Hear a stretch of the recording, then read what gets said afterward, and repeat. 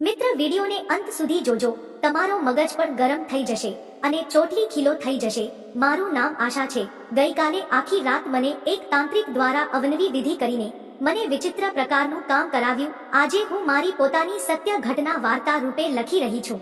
હું તમને મારી આખી વાર્તા કહીશ. કેવી રીતે મારા પતિએ મને તાંત્રિક જોડે રહેવાનું કહ્યું, કેવી રીતે મારી સાસુએ કહ્યું કે આજે સાધુ બાબાને ખુશ કરો, તેમની કોઈ પણ વાતનો વિરોધ ન કરશો. તમે તેને જેમ વધુ ખુશ કરશો તો તે તમારી પર પણ વધુ ખુશ થશે. મને રૂમમાં મોકલતા પહેલા જ મારા સાસુ અને મારા પતિ બંનેએ મને સમજાયું હતું કે તેઓ ગમે તે કહે ના પાડીશ નહીં. સાધુ બાબા કહે છે તેમ જ કરજે. મિત્રો, હું તમને મારા પોતાના શબ્દોમાં કહેવાની કોશિશ કરી રહી છું કે કેવી રીતે સાધુએ આખી રાત મને કેવી વિધિ કરાવી. હું ના પાડી રહી હતી છતાં પણ તાંત્રિકે મારી સાથે તે બધું કર્યું જે મારા પતિએ પણ ક્યારે કર્યું ન હતું. હવે હું સીધી વાર્તા પર આવું છું.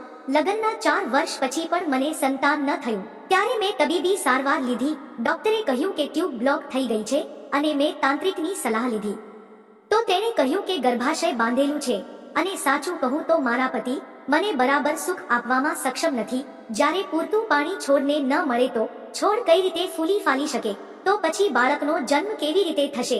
બાળક રાખવા માટે પણ યોગ્ય સમય અને પ્રેમની જરૂર હોય છે. માત્ર હું જાણું છું કે સમસ્યા શું છે, પણ સમાજ પણ ઠીક છે, ડોક્ટર પણ ઠીક છે અને તાંત્રિક પણ ઠીક છે.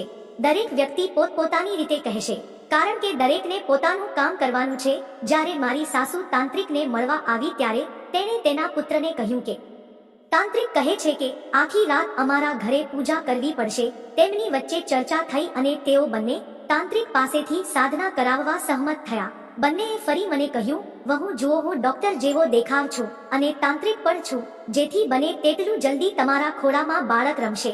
હું વિચારીને પણ ના ન પાડી શકી અને સંમત થઈ અને કહ્યું, તમારે જે કરવું હોય તે કરો, કારણ કે હું જાણું છું કે હું કોઈ પણ પગલું ભરીશ તો પણ કંઈ પણ થશે નહીં. કારણ કે મારી માતા પણ મરી ગઈ હતી. મારી માતાને મર્યા પછી મારા પિતા બીજી સ્ત્રી સાથે પાગલ થઈ ગયા છે અને મારા ભાઈએ પોતે ભાગીને મુસ્લિમ સ્ત્રી સાથે લગ્ન કર્યા છે. તો તમે કહો કે હું ક્યાં જાઉં? મિત્રો, તાંત્રિકે આવીને કહ્યું કે શનિવારે પૂજા થશે.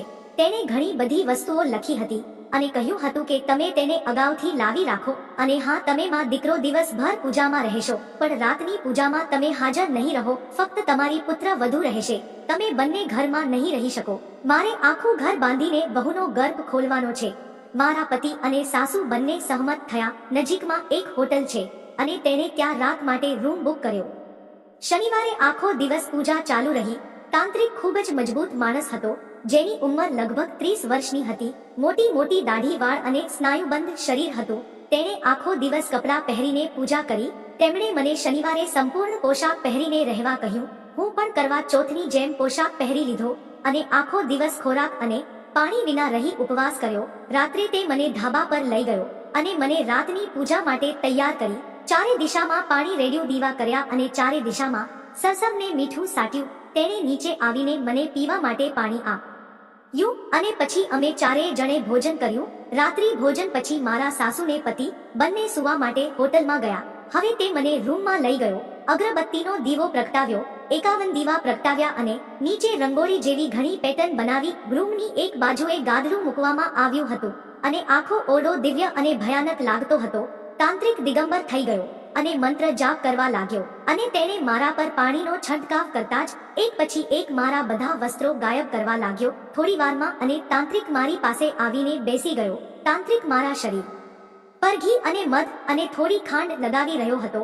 તાંત્રિકની ચોટલી પણ ખીલો થઈ રહી હતી. પછી તેણે મને એક દીવા પાસે સુવડાવી, ડાબલી ઉપર દારૂ રેડ્યો. પછી તેણે દાબેલી ઉપર જ દારૂ પીવાનું શરૂ કર્યું. મને હવે લાગવા માંડ્યું હતું કે આજે આખી રાત આવું જ થશે અને હું ઈચ્છા ન હોવા છતાં પણ ના પાડી શકું તેમ નથી.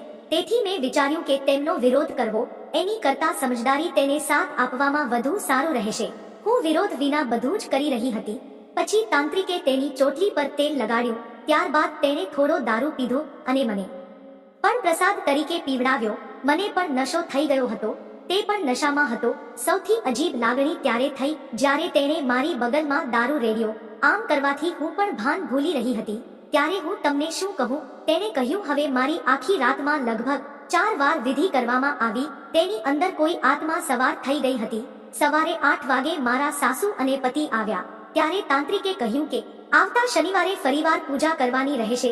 જો મિત્રો આગળનો ભાગ સાંભળવા માંગતા હો તો વિડીયોને લાઈક અને ચેનલને સબસ્ક્રાઇબ જરૂર કરશો. ફરી મળીશું એક નવા વિડીયોમાં, ત્યાં સુધી આવજો.